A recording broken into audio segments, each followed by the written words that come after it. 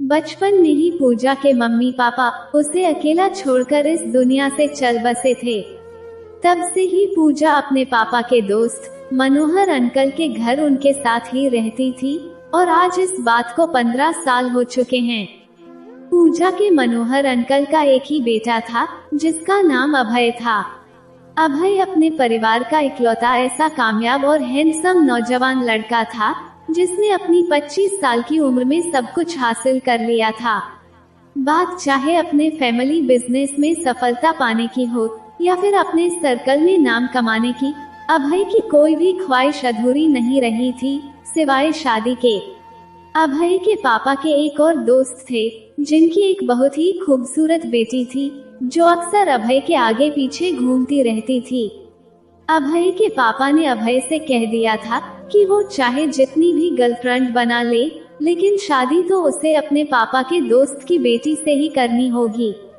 वैसे नेहा भी दिखने में बहुत ही खूबसूरत थी, इसलिए अभय भी नेहा को पसंद करने लगा था। पूजा ने भी अपने दिल में अभय के लिए प्यार के दिए जला रखे थे, लेकिन अभय तो कभी पूजा की तरफ देखता भी नहीं था। देखा जाए तो नेहा के खूबसूरत चेहरे के सामने अभय को पूजा की सादगी भरा सीधा सादा चेहरा भला कैसे पसंद आ सकता था। और फिर जहां अभय को नेहा जैसी बातूनी टाइप की लड़कियां पसंद आती थी, तो वहीं पूजा तो बिल्कुल चुपचाप सी मानो गूंगी लड़की के रूप में पैदा हुई थी। अभय ने नेहा से अपने प्यार का इजहार किया और उससे ये भी कहा कि वो अभी ये बात किसी को भी ना बताए, क्योंकि सारे इंतजाम हो जाने के बाद अभय खुद ही इस खबर का ऐलान करना चाहता था। एक दिन अभय और उसके परिवार को एक करीबी रिश्तेदार की शादी में जाने के लिए दूसरे शहर जाना था। अभय अपनी कार लेकर निकला ही था कि तभी उसके पापा का कॉल आया और वो कहने लगे कि पूजा घर पर अकेली रह गई है और वो लोग रास्ते में बहुत आगे निकल गए हैं। अगर अभय कहीं आसपास ही हो तो पूजा को भी साथ ले जाए। अभय को पूजा पर बहुत गुस्सा आया और वो गुस्से में बड़बड़ाने लगा, इस बेवकूफ लड़की से और उम्मीद भी भला क्या कर सकते हैं। जब घर के सारे लोग गाड़ी में बैठ रहे थे तब क्या वो सो रही थी जो घर पर अकेली रह गई थी। अभय अपने घर के करीब ही था और वो पूजा को अकेला भी नहीं छोड़ सकता था, इसलिए वो अपने घर की तरफ वापस लौटा और पूजा को अपने साथ ले लिया। अभय को पूजा से बात करने में कोई दिलचस्पी नहीं थी, लेकिन जब गियर लगाते समय अभय का हाथ पूजा के हाथ से लगा तो पूजा ऐसे तो उछल पड़ी जैसे मानो उसे करंट लग गया हो। अभय को पूजा की यह हरकत बिल्कुल भी पसंद नहीं आई थी, बल्कि पूजा की इस अजीब हरकत पर अभय को बहुत गुस्सा आ रहा था, क्योंकि अभय का हाथ लगते ही पूजा ऐसे तो शर्मा रही थी जैसे कि वो अपने बॉयफ्रेंड के साथ बैठी हो। अभय पहले से ही पूजा से नाराज था, क्योंकि ना चाहते हुए भी उसे पूजा को अपने साथ ले जाना पड़ रहा था। इसलिए अभय ने गुस्से में पूजा से कहा कि घबराने की कोई जरूरत नहीं है, मुझे तुम्हें छूने का कोई शौक नहीं है और ना ही तुम मिस वर्ल्ड हो जो मैं तुम्हें छूने के बहाने ढूंढता फिरूं।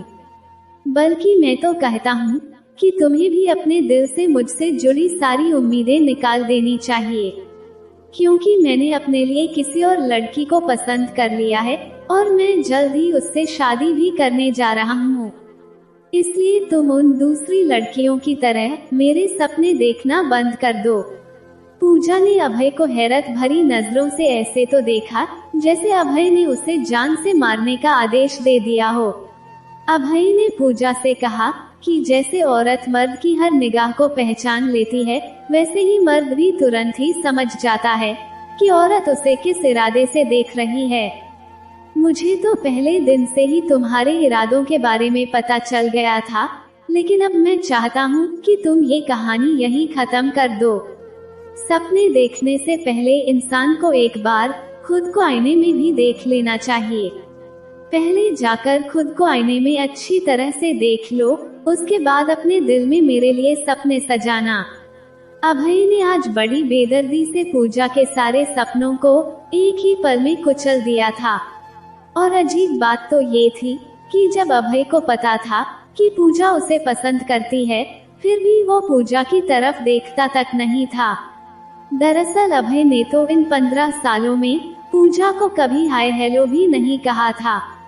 पूजा घर में इधर उधर घूमती रहती और अभय की माँ पूजा से घर के सारे काम करवाती, लेकिन अभय कभी पूजा की तरफ देखता तक नहीं था। लेकिन आज अभय ने अपने गुस्से में पहली बार पूजा से बात की, और वो भी इस तरह से कि पूजा के दिल के टुकड़े टुकड़े कर दिए। लेकिन फिर अभय ने सोचा कि चलो अच्छा ही हुआ कि पूजा के दिल में अब उसको लेकर कोई उम्मीद नहीं रहेगी और वो इस बात को लेकर कभी कोई तमाशा खड़ा नहीं कर पाएगी। जबकि अभय यह बात अच्छी तरह से जानता था कि पूजा में तो तमाशा खड़ा करने की हिम्मत थी ही नहीं, क्योंकि वो तो इस दुनिया की सबसे डरपोक लड़की थी। अभय की बातें सुनकर पूजा खुद पर काबू नहीं रख पाई और रोने लगी, लेकिन अभय को तो पूजा के रोने की जरा सी भी परवाह नहीं थी। अभय सोचता था कि वो अमीर है, बहुत हैंडसम है और ऊपर से अपने माँ बाप का इकलौता बेटा है, इसीलिए सभी लड़कियां उसके पीछे पड़ी रहती हैं। वो लड़कियां सोचती हैं कि अगर उनकी शादी अभय से हो गई तो उन्हें सब कुछ मिल जाएगा और उनकी जिंदगी बन जाएगी। और जहाँ तक बात नेहा की थी, तो अभय जानता था कि शायद नेहा भी इन्हीं सब कारणों से अभय से शादी करना चाहती थी। लेकिन फिर भी अभय नेहा से शादी करने के लिए राजी था, क्योंकि वो बहुत खूबसूरत थी।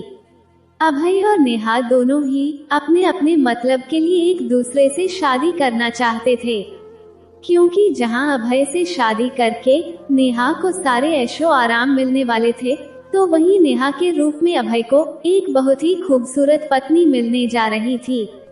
और एक मर्द की सबसे बड़ी इच्छा तो यही होती है कि उसकी पत्नी इस दुनिया की सबसे खूबसूरत लड़की हो।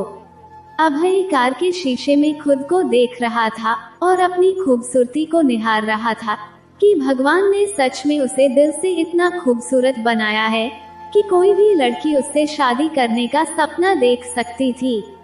ऐसे में अगर पूजा मन ही मन अभय के सपने देखने लगी थी, तो इसमें उसकी कोई गलती नहीं थी, क्योंकि अभय था ही इतना हैंडसम और खूबसूरत नौजवान। अभय अपनी इस खासियत से वाकिफ था, इसीलिए शायद उसके अंदर कुछ हद तक घमंड भी आ गया था। और अपने इसी घमंड की वजह से अभय ऐसी वैसी लड़कियों की तरफ तो देखता तक नहीं था। अभय अभी भी खुद को शीशे में देखने में व्यस्त था, लेकिन शायद भगवान को उसका ये घमंड पसंद नहीं आया। और तभी अचानक अभय ने देखा कि एक ट्रक बेकाबू होकर उसकी कार की तरफ आ रहा था, और उस ट्रक ने अभय की कार को इस तरह से टक्कर मारी कि उसकी कार घसीटती हुई जाकर एक पेड़ से टकराकर पलट गई। और फिर जब अभय को होश आया तो इस एक्सीडेंट को पूरा 1 हफ्ता बीत चुका था। अभय अभी भी अस्पताल में ही था और उसे अस्पताल पूजा ही लेकर आई थी। पूजा को भी काफी चोटें आई थी, लेकिन अब वो ठीक थी। अभय के चेहरे पर पट्टी बंधी हुई थी और इस वक्त अस्पताल में सिर्फ अभय के मम्मी पापा और पूजा ही थे। जब अभय के चेहरे से पट्टी हटाई गई तो उसे बताया गया कि इस एक्सीडेंट में उसका आधा चेहरा बुरी तरह से खराब हो चुका है। अभय की दोनों आंखें तो ठीक थीं, लेकिन उसका आधा चेहरा बहुत ही ज्यादा खराब हो गया था। डॉक्टर्स ने कह दिया था कि अभय को ठीक करने के लिए 3 साल से पहले उसका कोई भी ऑपरेशन नहीं हो सकता है, और अगर ऑपरेशन हो भी गया तो उसका चेहरा पहले जैसा नहीं रहेगा, बल्कि निशान रह जाएंगे। अभय अब घर तो आ गया था, लेकिन अब उसने किसी भी तरह का इलाज करवाने से मना कर दिया था। अभय को हैरानी तो इस बात पर हो रही थी कि उसके पापा के दोस्त की बेटी नेहा, जो हमेशा उसके आसपास मंडराती रहती थी, इन 10-12 दिनों में एक बार भी उससे मिलने नहीं आई थी। बस एक पूजा ही थी जो अभय को समय समय पर दवा और खाना देने के लिए उसके कमरे में जाती थी। लेकिन फिर भी अभय तो अभी भी हर बार उसी पर अपना गुस्सा निकालता था और जवाब में पूजा एक शब्द भी नहीं कहती थी। नेहा अभय का कॉल नहीं उठा रही थी और उसने मैसेज में भी अभय को बस इतना ही लिखा था कि अब वो दोनों साथ नहीं रह सकते, क्योंकि नेहा ने एक अमीरजादे के रिश्ते के लिए हाँ कर दी थी।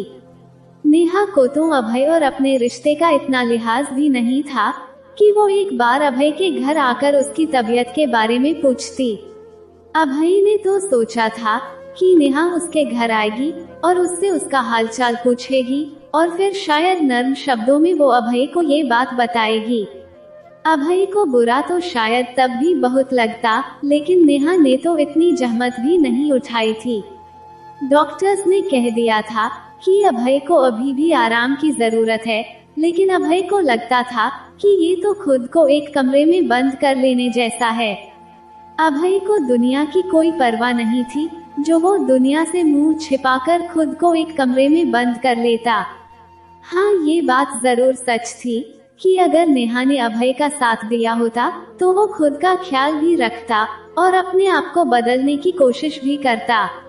लेकिन अब तो अभय ने वही किया जो लोग उससे चाहते थे।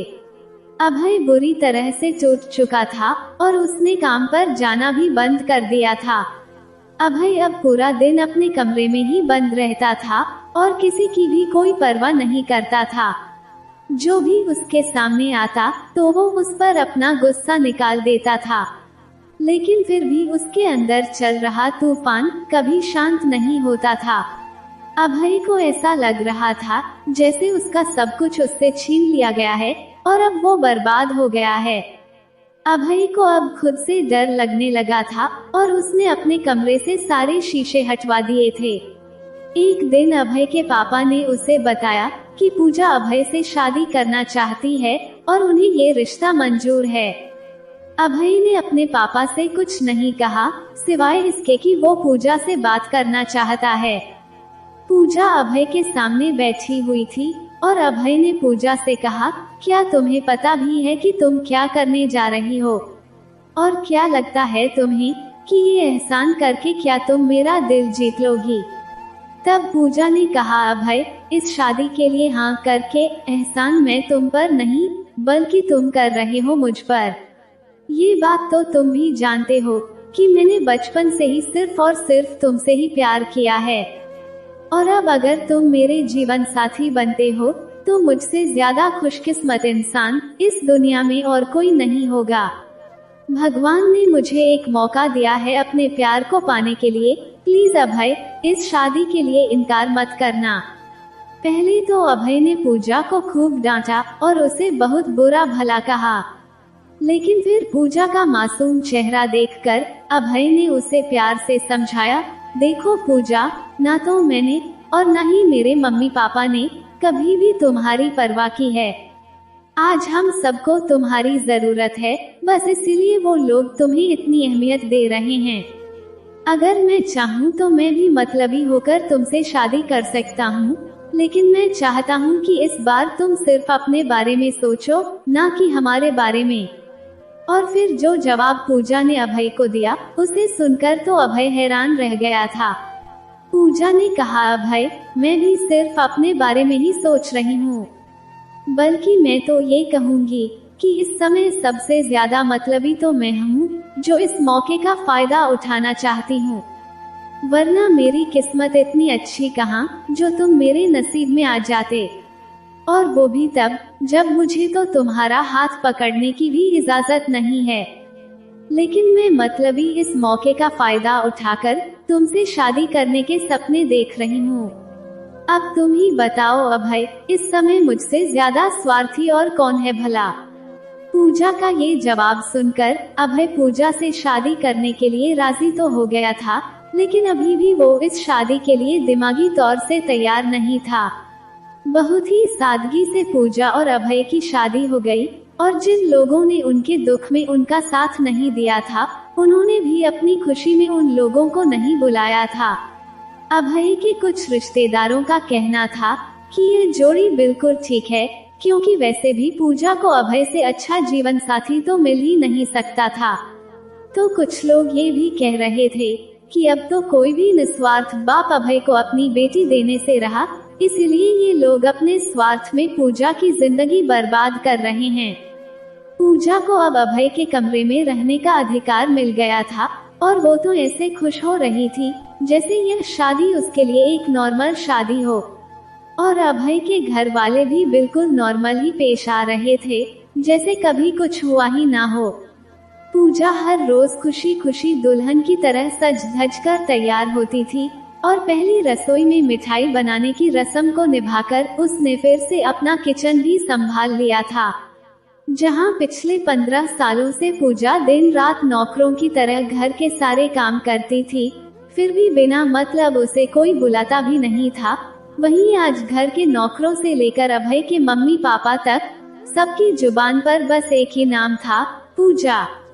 अभय के पापा सुबह पूजा के साथ ही मॉर्निंग वॉक पर जाते थे और कई बार तो वो पूजा के लिए महंगे महंगे गिफ्ट्स भी लाते थे। और अभय की माँ तो हर बार शॉपिंग के लिए उसे अपने साथ ही ले जाती थी। शादी के तोहफे के तौर पर अभय के पापा ने अभय और पूजा के लिए 1 महीने के लिए शिमला में रहने का इंतजाम कर दिया था, लेकिन अभय शिमला जाने के लिए बिल्कुल भी तैयार नहीं था। लेकिन फिर अपने पापा के दबाव के कारण उसे शिमला जाना पड़ा और शादी के ठीक 1 हफ्ते बाद ही अजय और पूजा शिमला के लिए रवाना हो गए। शिमला में अभय और पूजा का फ्लैट भले ही छोटा था, लेकिन बहुत ही खूबसूरत था। अभय और पूजा को शिमला आए हुए 5 दिन हो चुके थे और इन 5 दिनों में अभय ने पूजा से बात तक नहीं की थी और ना ही कहीं बाहर घूमने गए थे। पूजा ने कई बार अभय से बात करने की कोशिश की, लेकिन अभय हर बार पूजा को नजरअंदाज कर देता था, लेकिन पूजा ने उससे एक बार भी शिकायत नहीं की थी। यहाँ तक कि शादी वाली रात भी अभय जाकर सोफे पर सो गया था और उसके बाद से तो पूजा खुद ही पहले से जाकर सोफे पर सो जाती थी। जितने दिन उन लोगों ने शिमला में गुजारे थे, बस इसी तरह से गुजारे थे, बिना कोई बातचीत किए। अपने घर पर तो ज्यादा लोग होते थे, इसलिए दोनों को समय का पता ही नहीं चलता था। दोनों का अच्छे से दिन भी गुजर जाता था और रात भी। लेकिन अब यहाँ शिमला में वो दोनों अकेले थे, इसलिए अकेले अकेले समय काटना मुश्किल हो रहा था और ऐसा करते करते आज 5 दिन गुजर गए थे। एक बार पूजा अंधेरे में अभय को देखकर डर गई थी। दरअसल पूजा डरी नहीं थी, बल्कि चौंक गई थी। लेकिन अभय ने पूजा को यही ताना मारा कि वो उसका डरावना चेहरा देखकर डर गई है। अभय की ऐसी बातों की वजह से पूजा रात रात भर रोती रहती थी, लेकिन वक्त ने अभय को इतना कठोर बना दिया था कि उसे इस बात का एहसास भी नहीं होता था। लेकिन अभय ने महसूस किया था कि पूजा अभी भी उसे उसी तरह से ही देखती थी, जैसे उसका कोई एक्सीडेंट हुआ ही ना हो। पूजा अक्सर अभय के करीब जाने की कोशिश करती थी और ये उसका हक भी था, लेकिन अभय ने आज तक उसे उसका हक नहीं दिया था। एक शाम जब अभय टीवी देख रहा था, तब पूजा उसके करीब जाकर बैठ गई और फिर अचानक ही उसने अभय के खराब हुए चेहरे पर अपने होठ रख दिए। और फिर पता नहीं क्यों, शर्म या डर की वजह से पूजा अभय से थोड़ा दूर हो गई। अभय ने गुस्से से पूछा, ये क्या कर रही हो तुम? तब अजय के इस तरह से गुस्सा करने पर पूजा बहुत ज्यादा डर गई थी। कुछ देर बाद पूजा ने कहा, मैं उस वजह को मोहब्बत दे रही हूँ जिस वजह से हम आज एक साथ बैठे हैं। तब अभय ने कहा, इसका मतलब तुम्हें मेरे इन घाव को देखकर घिन नहीं आती है क्या? क्या तुम्हें ये अजीब नहीं लगते पूजा? और क्या तुम्हें मेरे इस भयानक चेहरे से डर नहीं लगता? तब पूजा ने ऐसे तो नर्म शब्दों में नहीं कहा कि अभय निशब्द हो गया था। एक दिन पूजा ने बाहर जाने की जिद की तो अभय ने पूजा से कहा कि तुम जहाँ जाना चाहो वहाँ जा सकती हो, घूम फिर सकती हो, लेकिन मैं कहीं नहीं जाना चाहता। तब पूजा ने कहा, लेकिन मैं अकेली नहीं, आपके साथ जाना चाहती हूँ। हमें हनीमून पर आए 10 दिन हो चुके हैं, लेकिन आप अभी तक मुझे कहीं भी बाहर नहीं लेकर गए हैं। हम बस शॉपिंग मॉल तक ही जाएंगे और 1 घंटे में वापस आ जाएंगे। प्लीज अभय, साथ चलते हैं ना? आज पूजा अभय के सामने बीवियों की तरह जिद करने लगी थी, और वो भी ऐसी बीवी जिसकी जिंदगी में सब कुछ नॉर्मल होता है। शायद पूजा खुद को नॉर्मल रखकर अभय को यह महसूस करवाना चाहती थी कि अभी भी कुछ भी नहीं बिगड़ा है। अभय की इतनी बेरुखी झेलने के बाद भी पता नहीं पूजा ये सब कैसे कर लेती थी, और उसमें इतनी हिम्मत कहाँ से आती थी, ये तो भगवान ही जानते थे, या फिर पूजा खुद।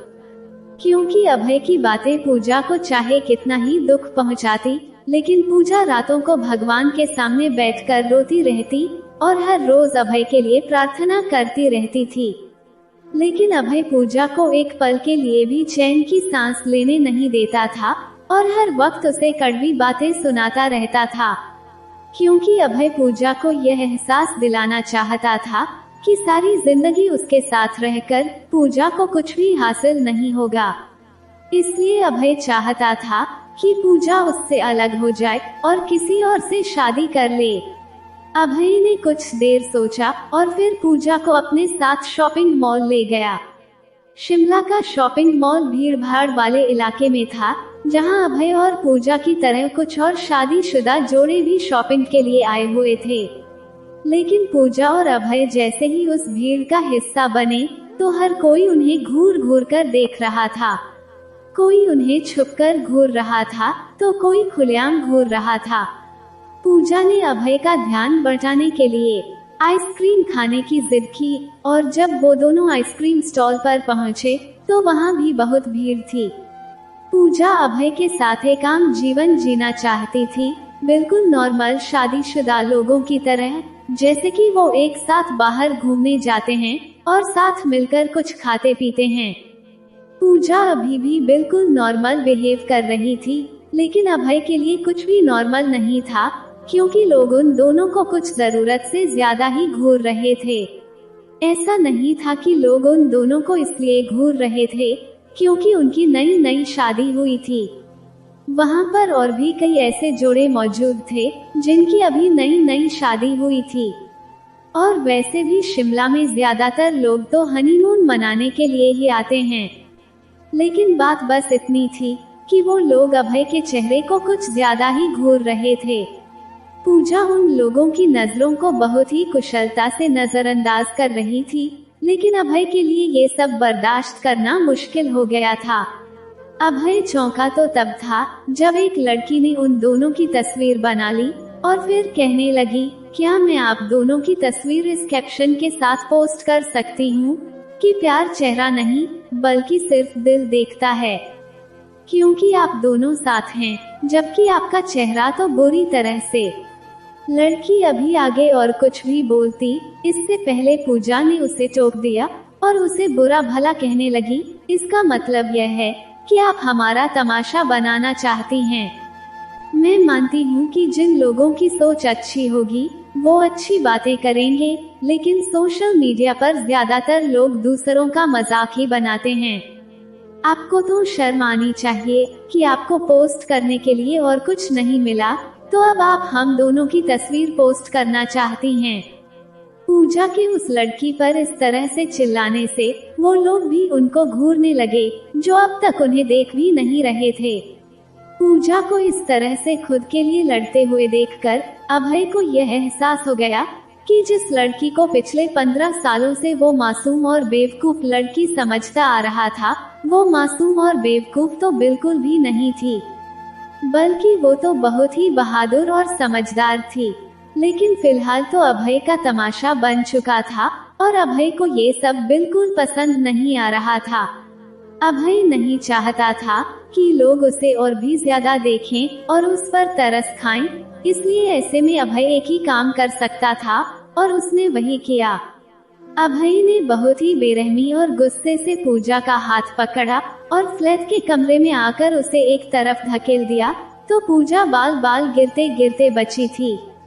अभय ने पूजा से कहा, हो गई तुम्हें तसल्ली मेरा तमाशा बनाकर, अब तो तुम खुश होना लोगों को अपनी महानता दिखाकर कि तुमने कितना महान काम किया है, क्योंकि तुम तो यही करना चाहती थी ना, और लोगों को यही दिखाना चाहती थी कि तुम कितनी महान हो, जो खुद नॉर्मल होते हुए भी तुमने आधे जले हुए चेहरे वाले इंसान से शादी की है और तुम उसके साथ खुश भी हो।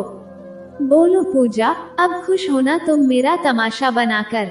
अभय जोर जोर से पूजा पर चिल्लाने लगा और उसने गुस्से में पूजा के चेहरे पर एक थप्पड़ भी जड़ दिया और फिर कहने लगा कि तुम जैसी आम लड़की को कभी इतना प्यार और सम्मान नहीं मिला ना, इसीलिए शायद तुमने ये सोचकर शादी के लिए हाँ कर दी कि अब सब तुम्हारा सम्मान करेंगे और तुम्हारी तारीफ करेंगे कि तुमने कितना नेक और बहादुरी भरा काम किया है। लेकिन हकीकत तो यह है कि तुमने हम सबसे बदला लिया है। बल्कि मैं तो ये कहूँगा कि तुमने हमसे बदला लेने का यह अच्छा तरीका निकाला है। तुमने हम सबको अपनी दया और मेहरबानी के एहसान तले इस तरह से दबा दिया है कि अब कोई तुम्हारे सामने बोलने की हिम्मत भी नहीं कर पाएगा। मेरी माँ जो तुमसे नौकरों की तरह काम करवाती थी, आज तुम्हारे आगे पीछे फिरती रहती हैं, क्योंकि तुमने उनके बीमार और अपाहिज बेटे से शादी जो कर ली है। और मेरे पापा जो तुम्हारी तरफ देखते तक नहीं थे, वो भी अब तुम्हारा सम्मान करने लगे हैं। और बाकी बचा मैं, जिसने तुम्हारे साथ अपनी जिंदगी तो क्या 2 मिनट साथ बिताने से भी साफ मना कर दिया था, आज तुम्हारा बेचारा सा पति बनकर तुम्हारे सामने खड़ा हूँ। तुम जीत गई पूजा, देखो आज तुम्हारी जय जयकार हो रही है जैसा कि तुम चाहती थी।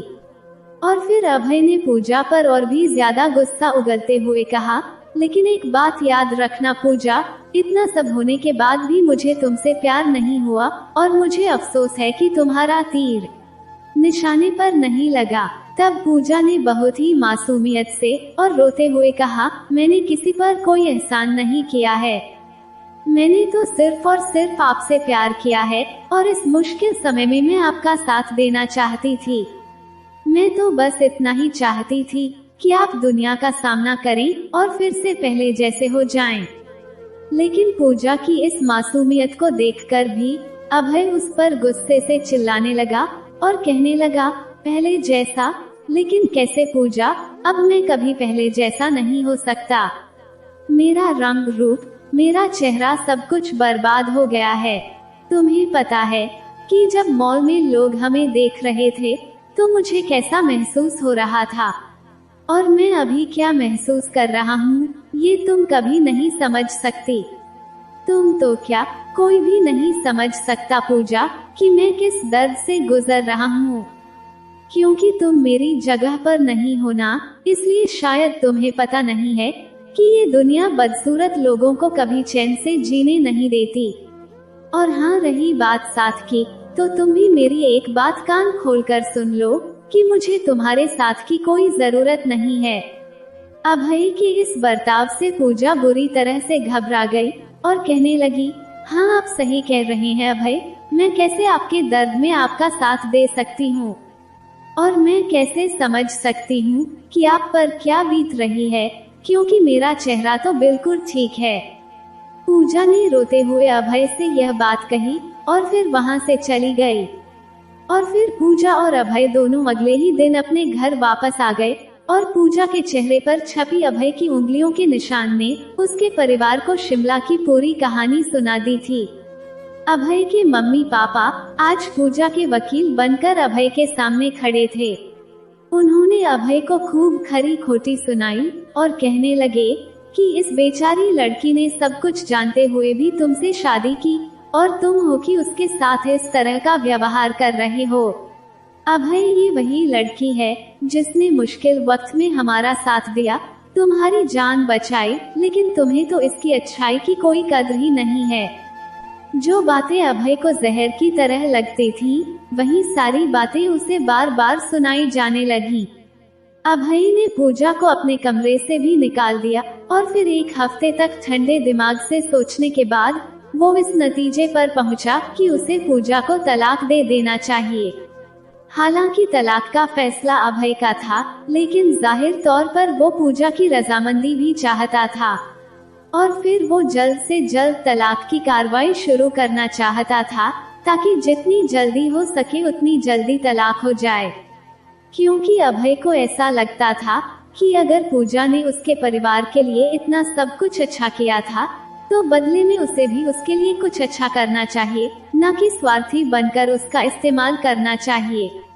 अभय और पूजा की शादी में ज्यादा लोग नहीं आए थे, इसलिए उनकी शादी के बारे में ज्यादा लोगों को पता नहीं था। और फिर अभय पूजा को कभी भी वो सम्मान और प्यार नहीं दे पाता जिसकी वो हकदार थी।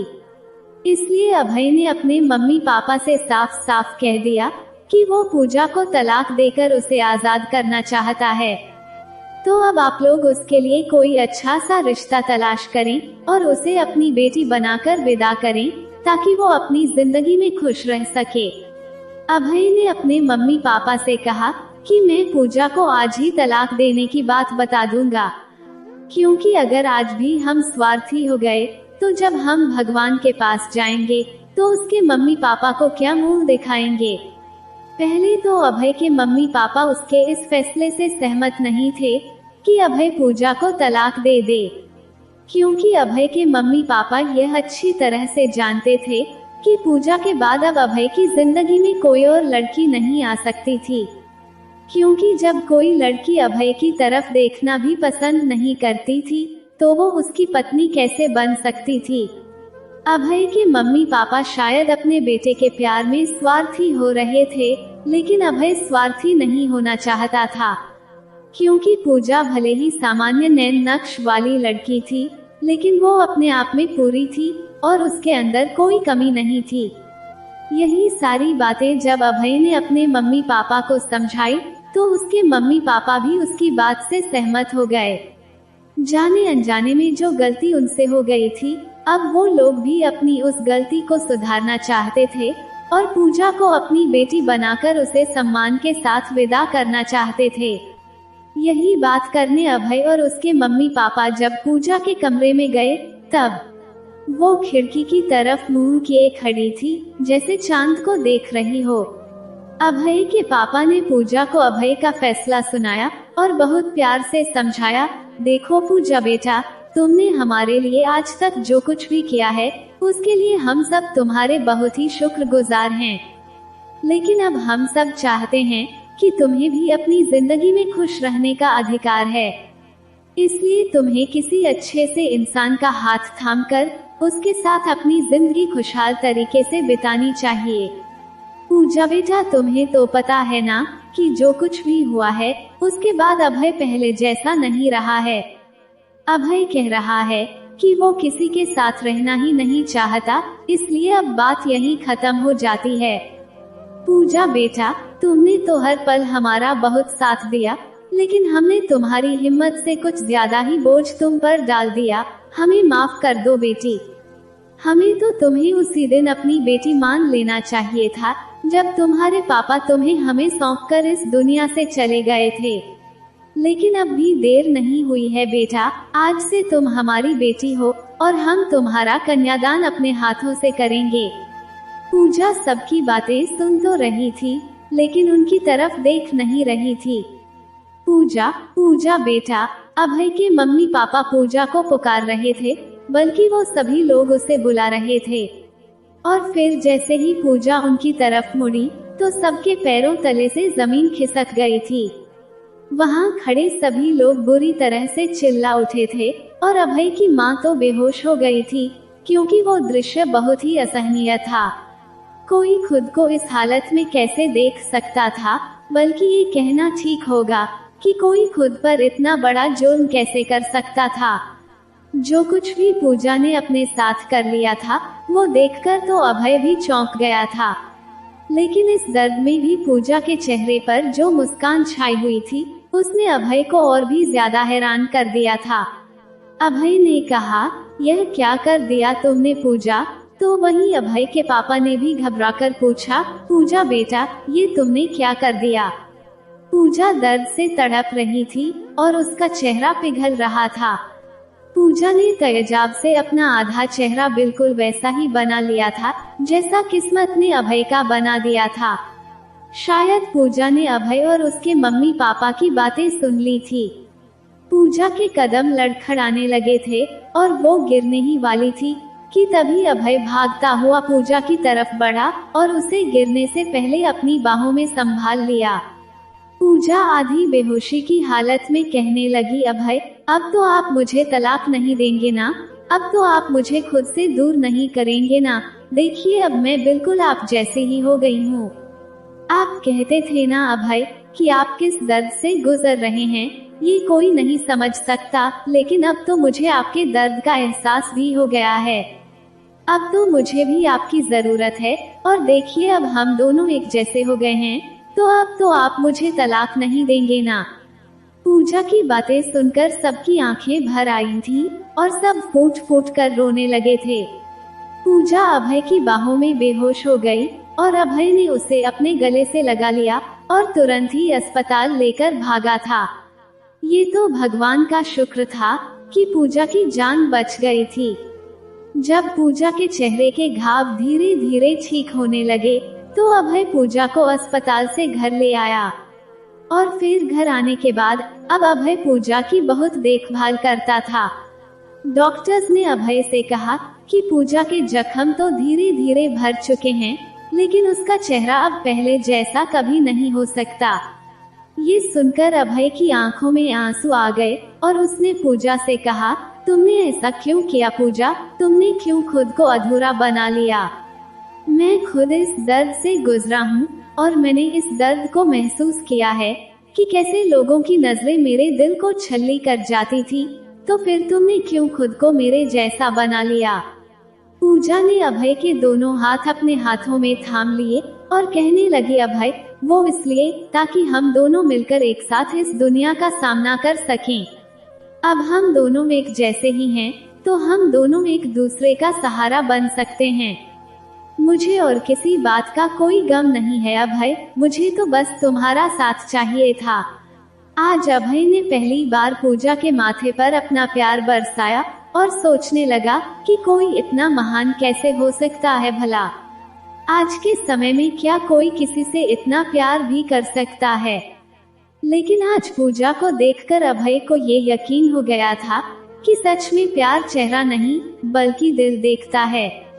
पूजा ने खुद को अभय जैसा बनाकर यह साबित कर दिया था कि उसने अभय से शादी सिर्फ अपने प्यार की वजह से की थी, ना कि ये एहसान जताने कि वो कितनी महान है जिसने खुद ठीक होने के बावजूद भी अभय जैसे बदसूरत इंसान को अपनाया था। आज इस बात को 3 साल हो गए हैं और डॉक्टर्स की रिपोर्ट के मुताबिक अब अभय का ऑपरेशन हो सकता था। डॉक्टर्स ने अभय को भरोसा दिलाया कि उसका चेहरा 99% जितना पहले जैसा हो सकता है। लेकिन अब अभय ने सर्जरी कराने से मना कर दिया क्योंकि अब पूजा का चेहरा कभी भी पहले जैसा नहीं हो सकता था और अभय पूजा को कभी वो दर्द नहीं देना चाहता था जो उसने पूजा का चेहरा खराब होने से पहले खुद महसूस किया था। अब तो अभय पूजा को हर बार नई नई जगह घुमाने ले जाता था और वो दोनों साथ में शॉपिंग भी करते थे और साथ मिलकर खाना भी खाते थे। हर जगह लोगों की भीड़ भी होती थी और लोग अभी भी उन दोनों को घूरते रहते थे। कोई लोग उन दोनों के साथ सेल्फी खिंचवाते थे तो कोई उनके चेहरे पर बातें भी बनाते थे।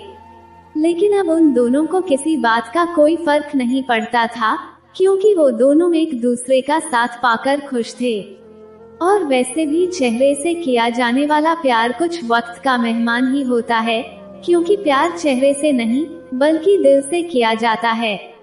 अभय को ये बात समझने में थोड़ा वक्त जरूर लगा, लेकिन अब उन दोनों के दिल में कोई दुख कोई दर्द नहीं है, क्योंकि वो दोनों साथ हैं और खुश हैं। उनके लिए तो यही काफी है। भले ही उन दोनों के चेहरे आधे हैं, लेकिन उन दोनों के अधूरे चेहरे ने मिलकर उनके प्यार को पूरा कर दिया है, जो बेहद खूबसूरत है। जय श्री राम। दोस्तों, उम्मीद करती हूँ कि आपको हमारी कहानी पसंद आई होगी। अगर कहानी अच्छी लगी हो तो वीडियो को एक लाइक करके कमेंट में जय श्री राम या राधे राधे जरूर लिखें।